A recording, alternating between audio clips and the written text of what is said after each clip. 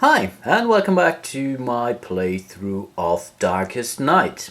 I really thought the last episode was going well. Well, I was wrong here. For once, I completely forgot to lower the secrecy for the knight when he started his last turn here down by the forest.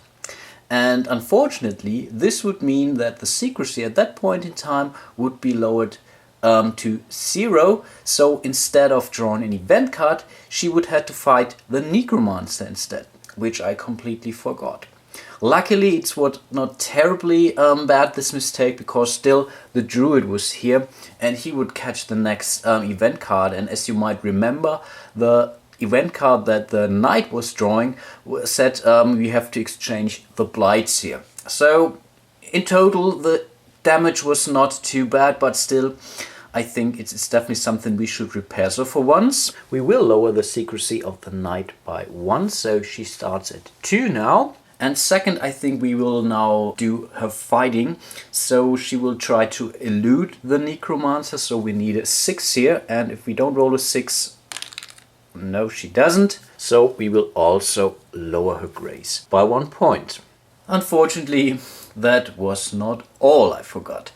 When the druid, during I think was the last turn or so, was fighting the desecration here, I also completely forgot to lower his secrecy by 1.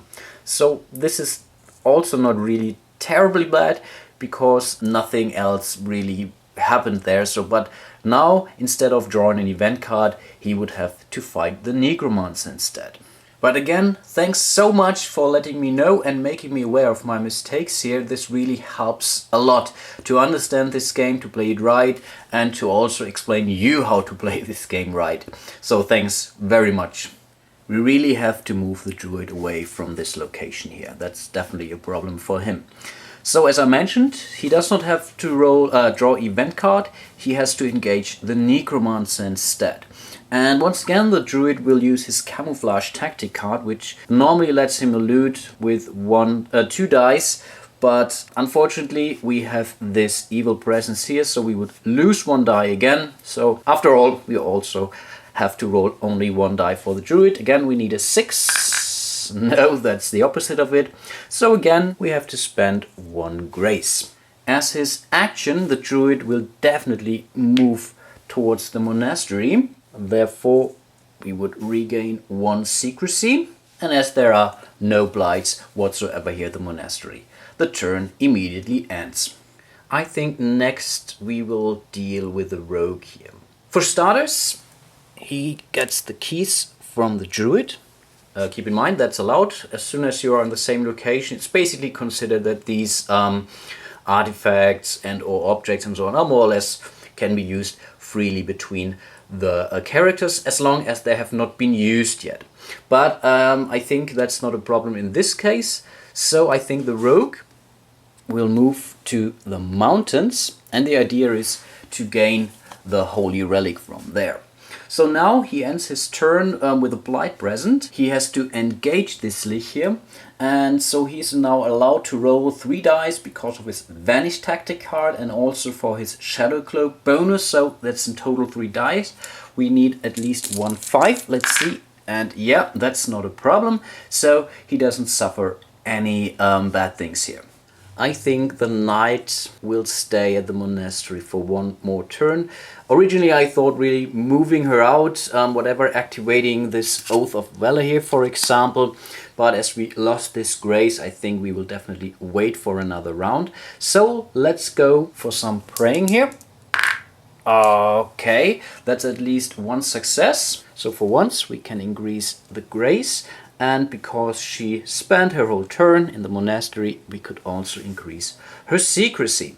The wizard will do more or less the same. For once, he's also very low on grace, but he can also refresh his powers here, and this is definitely necessary for him. So let's also roll 2 dice here. And also he's able to get 1 success. So for once, he regains 1 grace. And second, we can refresh his 2 powers, for once the lightning strike and the teleport. These are already all the actions for our character, so let's move on with the Necromancer. For once we increase the darkness track by 1, and second let's roll for the movement die, and that's a 1.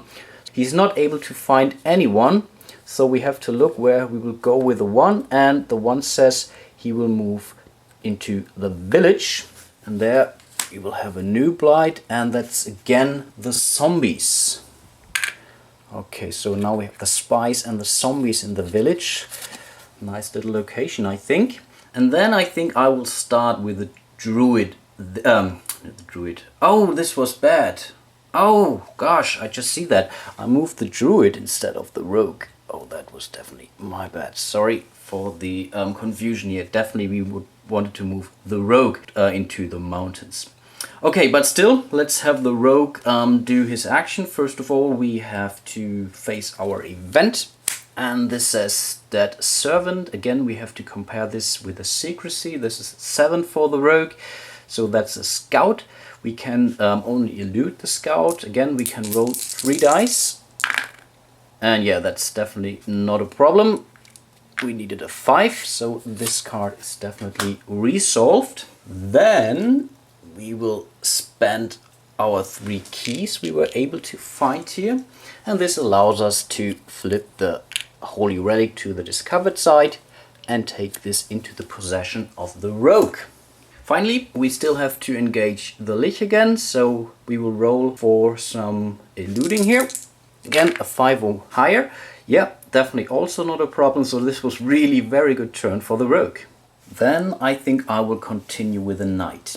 And the knight will activate the Oath of Purging, so not the Oath of Valor. This gives her 2 additional dice when attacking blights, and when we would fulfill this oath, then we would regain 1 grace here, and this is definitely a good thing. And then maybe during a later turn we might consider using this Oath of Valor here to destroy the Necromancer. But first, we definitely have to get rid of some of those blights here, because as long as there are blights present in the location with the Necromancer, he will always sacrifice a blight first before he goes down. Makes sense. Of course, the knight would also regain 1 secrecy, because she spent the whole turn again in the monastery. For the druid, it's simple. He just brace. I think this is definitely important for him, so let's hope for the best. Oh, come on. He's not successful, but at least he can refresh his vision's power here, and also he can increase his secrecy. Then we would come to the turn of the wizard. I just noticed I forgot to use his special ability during his last turn. Of course, there was no event card to draw for him, but still he could draw an event card, maybe for the rogue or so. He could have a check at that, or also could check the map card in order to see what evil blight there might be coming. So I think definitely in this turn we will check the map card here and see what there might be. And I already see 1 desecration blight here, and I don't want to have a desecration, so there is a possibility that the Necromancer will go to the forest, so I think we will just put this to the bottom of the deck. But as you might see already, there are only 2 cards left, so sooner or later we might have to face this desecration again. Now I'm really thinking of wiping out 1 location completely. And I'm really thinking of the mountains here, because there's only 1 blight available here. And if we are able to manage to, more or less tempt the Necromancer to come to us to an empty location, or a nearly empty location, then we really might have a chance to take him out easily and really winning this game. So let's see, the wizard is here, so we move him up to the mountains. We don't get any additional secrecy because we are already at 5, but still we have to engage the Lich, and I think I have to elude him. I was really thinking of using the lightning strike, but I really want to attack 1 of these blights sooner or later. So let's try to elude this Lich. We need a 5. No, that's a 3, and again we would lose 1 grace here. Again, it's the turn of the Necromancer. Let's increase the darkness track, and we are already coming close to value number 10. And 10 says that the Necromancer would more or less summon 2 blights instead of only 1 when he would be or end his move at an empty location. That's important. Let's roll for the movement, and this is a 6, and this is now very interesting because the wizard only has a secrecy of 5, so he definitely notices the wizard. So let's move him up here to the mountains, and there we would cast a new blight, and in the mountains this would be a curse. And this is really a nice little graphic here, and the curse would say lose 1 grace when entering, but really only when entering this location. This is really kind of a problem because we definitely want to go into that location sooner or later. So yeah, maybe the wizard will first of all destroy or try to destroy the curse here instead of the Lich. And this already ends my episode for today. I think we are definitely in a pretty good shape. That I really shouldn't or should have used this Oath of Valor instead of the Oath of Purging, so I could directly move with the knight into the mountains, but I really was not thinking that the Necromancer would show himself that early. But I think this is definitely something we can deal with during the next turns.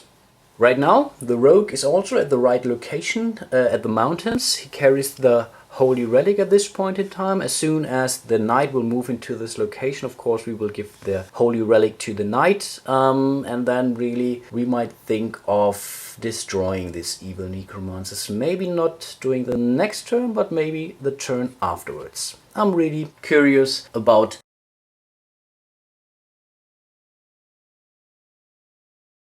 Well, we'll see you soon in the next episode, and until then, bye bye.